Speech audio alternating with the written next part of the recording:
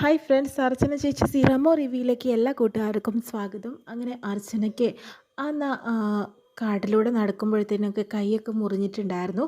പിന്നെ നല്ല ക്ഷീണവും തളർച്ചയൊക്കെ ഉണ്ട്. എന്തായാലും അപ്പോൾ ദീപ്തി പറയുന്നുണ്ട്, അർച്ചന ഇങ്ങനെയൊന്നും വെച്ചുകൊണ്ടിരിക്കേണ്ട, നമുക്ക് ഒരു മെഡിക്കൽ ചെക്കപ്പ് ചെയ്യുകയായിരിക്കും നല്ലത്. അത് നല്ലൊരു ഗൈനക്കോളജിസ്റ്റും ഉണ്ട്, ഒരു ലേഡി ഡോക്ടറുണ്ട്, അവിടെ ചെന്നിട്ടൊന്ന് പരിശോധിക്കാം, ഇപ്പോൾ ഈ തളർച്ചയൊക്കെ മാറിക്കിട്ടുമെന്ന് പറയുന്നു കേട്ടോ. അങ്ങനെ ദീപ്തിയൊത്ത് അർച്ചന ഡോക്ടറെ കാണാനായിട്ട് പോകുന്നു. അപ്പോഴത്തേനും ഡോക്ടറോട് പറയുന്നുണ്ട്, മേഡത്തിനെ എനിക്ക് മുന്നേ അറിയാം, എൻ്റെ ബ്രദറിൻ്റെ ഒരു കാര്യത്തിന് വേണ്ടിയിട്ട്, വൈഫിൻ്റെ കാര്യത്തിന് വേണ്ടിയിട്ട് ഞാൻ ഇവിടേക്ക് വന്നിട്ടുണ്ടെന്ന രീതിയിലൊക്കെ ഡോക്ടറോട് പറയുന്നുണ്ട്.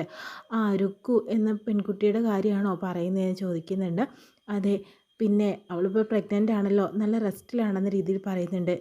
അർച്ചന എന്തൊക്കെയാണ് പറയുന്നത്, ആ കുട്ടിയൊന്നും ഇവിടെ വന്നിട്ടുണ്ടായിരുന്നു, പക്ഷേ ആ കുട്ടി പ്രഗ്നൻ്റ് അല്ല എന്ന് പറയുന്നു കേട്ടോ.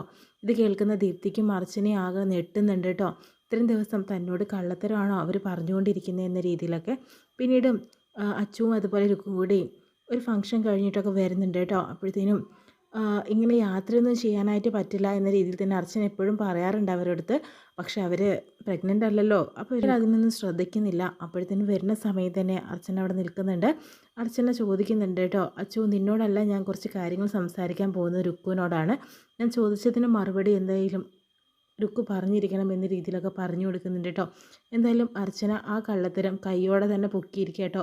അപ്പോൾ രുക്കുവിൻ്റെ അഹങ്കാരം കുറച്ചൊക്കെ അവസാനിക്കാനായിട്ട് പോവാണ് കേട്ടോ. ഇത്രയും കാണിച്ചുകൊണ്ട് അന്നത്തെ പ്രമോ കഴിഞ്ഞ എപ്പിസോഡായിട്ട് കാണാം കേട്ടോ.